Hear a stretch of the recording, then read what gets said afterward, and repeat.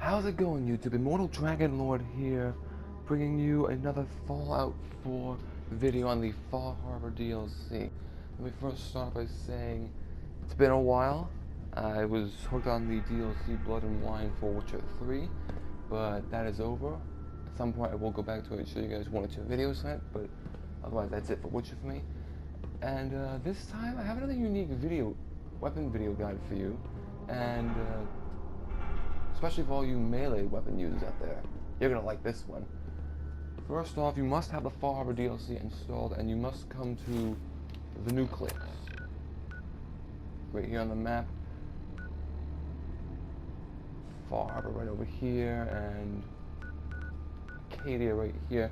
If you still don't know how to get here, don't worry. If you go to Acadia and deal with a couple things there, the synth leader Dima will point you in the direction here, so don't worry about that. Moving on to the weapon itself. The weapon itself is called Adam's Judgement, and it is a unique super sledge. For those of you that don't know what a super sledge is, it is essentially a sledgehammer with a rocket at the end of it. So therefore, one cool weapon. Definitely one you want to use, especially if you're effective with melee weapons. So in order to get this weapon, you first have to acquire the quest, the Heretic, which you will get from the quest what Adam requires by choosing to assist individuals within the nucleus itself. The one who will give you the Heretic quest is the Grand Zealot, Richter. What you want to do is you want to find a fanatic, a rogue child of Adam who goes by the name Sister Gwyneth. You'll be going across shrines that she is desecrated, and you'll get to her hiding out in a church at some point. And then it doesn't really matter how you do this. You can convince her to leave the island, you can convince her to return to the nucleus, or I think you can just outright kill her. But either way, once you've completed dealing with Gwyneth however you see fit, you want to return to the nucleus and speak to Richter, and he will provide you a reward. Adam's justice will be done. Sister Gwyneth won't be troubling you any longer. She brought it on herself. Won't ask you for the details. Doesn't really matter to me. You've done well. Proved your devotion, and more important, your loyalty. Adam smiles on you today, brother. So if you pick the will I get paid option, nothing's going to change. You pick any of these other three options, no, you get a different response. Glory to Adam. Here, take this. It's not just a weapon, it's one of our sacred artifacts. Go forth and show no mercy to the enemies of Adam. And here it is, Adam's Judgment. As I said, it's a unique super sledge, but what makes this super sledge more unique than the others is the 4 cracked fusion cores embedded onto the weapon itself. All that nuclear energy coming out of it.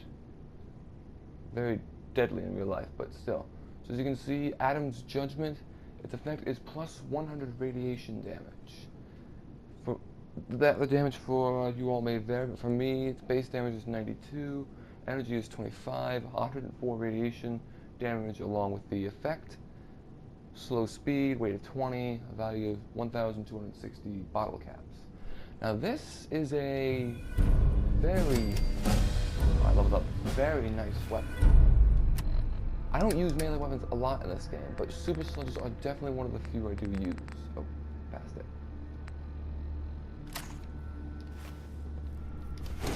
Now, look at that. Just get a green nuclear aura coming from it as well. It's very nice. Glowing at all. Now the thing about this weapon is you can use it against enemies, but in truth, the radiation damage really is only effective towards human enemies. Basically, this includes the children of Adam, the people of Far Harbor, anyone within the Brotherhood of Steel or the Railroad, isn't a synth, and even those in the Minutemen, Raiders, Gunners, etc. So the radiation effect really will not work on many other enemies. However, you can increase the radiation effect with certain perks. Like a counter doing cartwheels too? don't recall which one specifically, but if you look up the same video on Adam's Judgment by Camelworks, he'll go into further detail on how much more effective this weapon can be. I'm just showing you how to get it and what its modifications can be.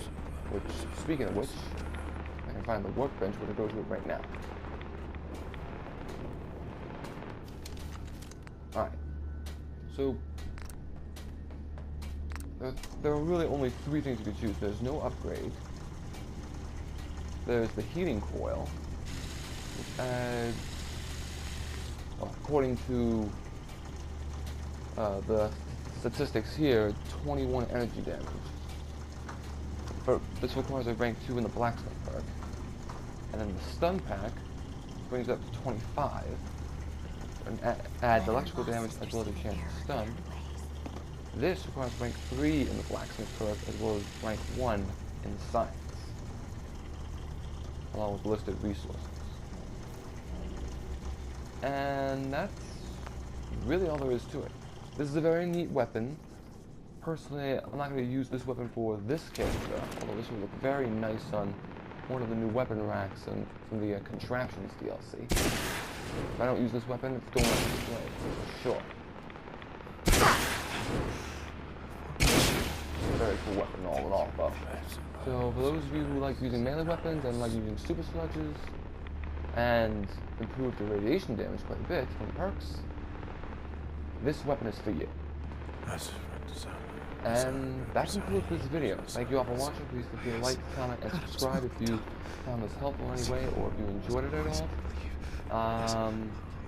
There really isn't much more to say with this. This is a pretty cool weapon overall, very powerful, especially if you get the, I think it was the Big Leagues perk, max that out. It's the melee weapons perk, I know that much, but regardless.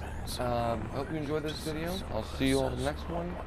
So that said, Yes, I was right to it. Take care. I was. It was all for